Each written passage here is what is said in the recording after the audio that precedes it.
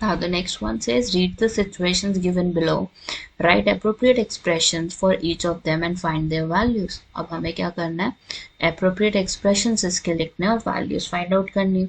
Now they are saying district market in Beggar operates on all 7 days of a week. Rahim supplies 9 kg of mangoes each day from his orchard and Sham supplies 11 kg of mangoes each day from his orchard to this market. Find the amount of mangoes supplied by them in a week to the local district market. मतलब कितना amount of mangoes वो supply कर रहे हैं एक week में. So सबसे पहले तो आप क्या करोगे, you will take the total daily supply. Daily supply कितने की है यहाँ पे 9 plus 11 और total daily supply को किससे multiply कर दोगे, number of days, और यहाँ पे कितने days हैं, एक week की बात हो रही है, इसका मतलब 7 दिन है. टोटल डेली सप्लाई कितने हो जाएंगे हमारे 9 plus 11 मल्टीप्लाई किससे करोगे 7 से. So just multiply 20 into 7 that's 140 kg. 150 kg would be the answer for the first case. Second में उन्होंने बोला Binnu earns 20,000 per month. She spends 5,000 on rent, 5,000 on food and 2,000 on other expenses every month. अब वो कह रहे हैं कि what is the amount Binnu will save by the end of the year. मतलब उसका खर्चा ये है ही है. कितना खर्चा है 5,000, 5,000, 2,000, 12,000 का खर्चा है. मंथली एक्सपेंसेस कितने हो गए उसके 12,000. Monthly expenses is 12,000 per month.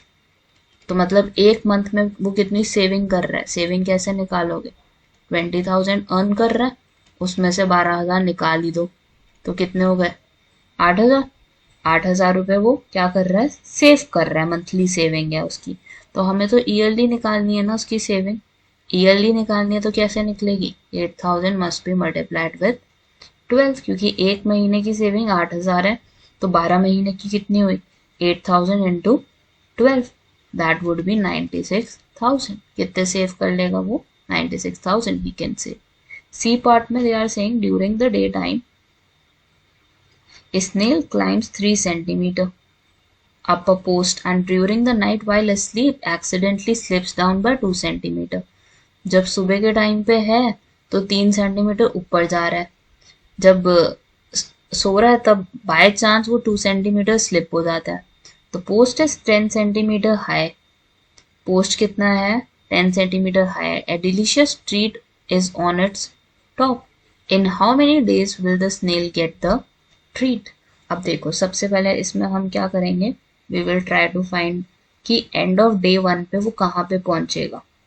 ठीक है, so end of day 1 would be 3 centimetre और एंड ऑफ नाइट में कितना हो जाएगा वो उसी नाइट में. एंड ऑफ नाइट जो डे 1 की चल रही है 2 सेंटीमीटर स्लिप कर गया. 3 minus 2 is 1. अब एंड ऑफ डे 2 में, एंड ऑफ डे 2 में हमारे पास क्या रिजल्ट आएगा, and of day 2 would B 1 plus 3 बढ़ जाएगा 4 सेंटीमीटर हो गया. अब एंड ऑफ डे नाइट में, डे 2 के नाइट में, end of night 2 would be equivalent to 2 slip करने वाला 4 में से 2 गए, दिस वुड बी 2 सेंटीमीटर. अब एंड ऑफ डे 3 के लिए कैलकुलेट करोगे, डे 3 का रिजल्ट क्या आएगा हमारा, आई वुड हैव 2 plus 3. ये देखो 2 सेंटीमीटर पहुंच चुका है ना, 2 plus 3 भी कर दो, ये 5 सेंटीमीटर पहुंच गया. तो हमारे पास एंड ऑफ नाइट क्या हो जाएगी, नाइट 3, थर्ड डे की नाइट पे क्या होगा 5 minus 2 क्योंकि स्लिप करता है वो बार बार. कितना हो गया रिजल्ट हमारा, दिस इज 3 सेंटीमीटर. अभी एंड ऑफ नाइट 3 पे वो सिर्फ 3 सेंटीमीटर पहुंचा है. ये बार बार हमें करना है up to we get the answer as 10 centimetre. जब तक हमें 10 सेंटीमीटर नहीं मिल जाता तब तक हमें ये प्रोसेस चलाते रहना. ठीक है, अब यहाँ पे एक बात समझने की कोशिश करते हैं.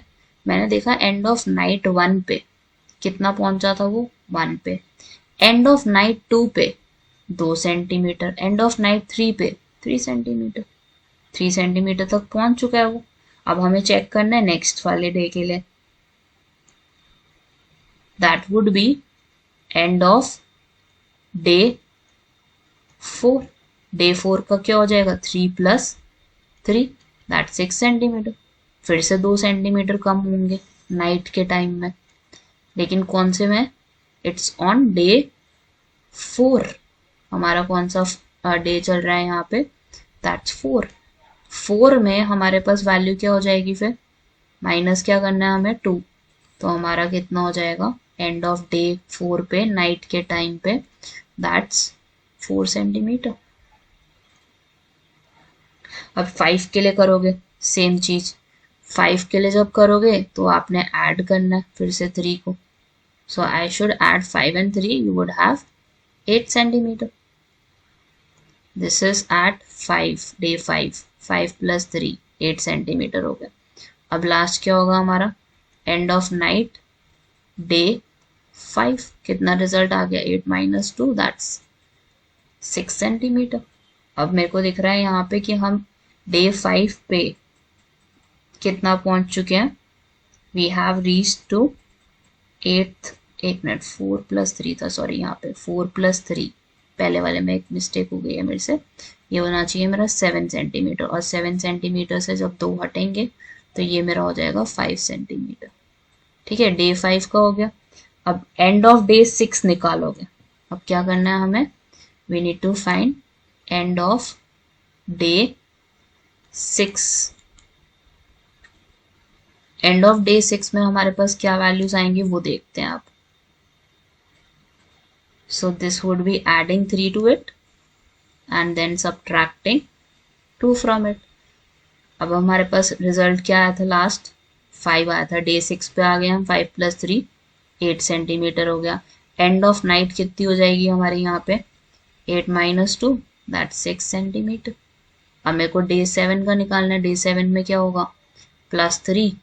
6 में 3 ऐड करोगे तो हमारे पास क्या रिजल्ट आएगा, 9 सेंटीमीटर. तो अभी पहुंच जाएगी. डे 7 पे it would be 6 + 3 that's 9 centimetre. अब 9 सेंटीमीटर के बाद क्या रिजल्ट रहेगा हमारा, फिर 2 कम हो जाएंगे हमारे, that would be and of night day 7. Day 7 के लिए कैसे लिखोगे आप, you can write 7 here and 7 में end of night day 7 would be 9 - 2, क्योंकि स्लिप करता है, 7 सेंटीमीटर हो गया. अब देखो 7 में जब 3 ऐड करोगे नेक्स्ट डे का निकालने के लिए, तब आपको क्या 10 मिल रहा है, are you getting the value 10 here, बिल्कुल मिल रहा है हमें 10 सेंटीमीटर. तो इससे मेरे को क्या समझ आ रहा है, एंड ऑफ डे 8 पे the snail would be at the top, 10 centimetre पे पहुंचेगा वो. So this is 7 + 3 that's 10 centimetre. 10 centimetre would be at end of day 8. 8 days लग जाएंगे उसको अपने ट्री तक पहुंचने के लिए. So this is how you need to do the C part of it.